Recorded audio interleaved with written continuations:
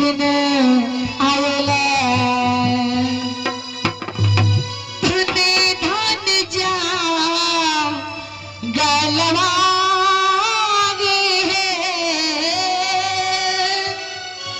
धनी धुन जागल चिचरवा के भागी है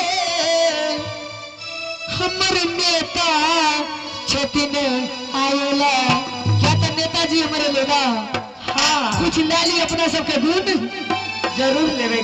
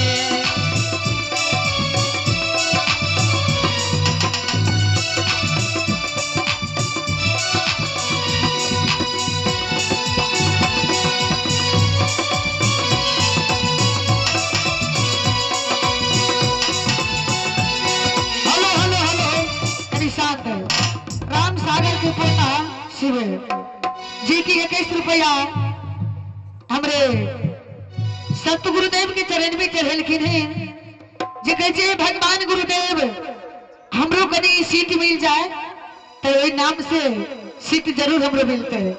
जय हो।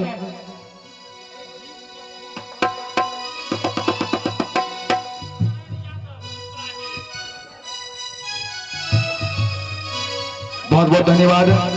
हमारे इस गाने के सुनकर हमारे पूर्व जिला पार्षद पिपराही निवासी की तरफ से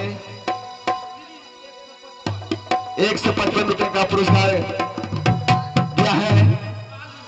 हमारे दर्शकों से आग्रह और हमारे कलाकारों से आग्रह है कि जोरदार ताली हो जाना चाहिए। बहुत बहुत धन्यवाद।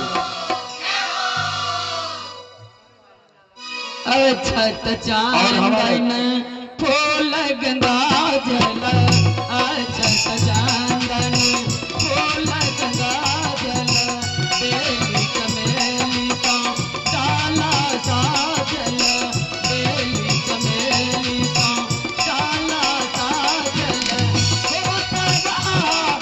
गुलाब उनका पैरा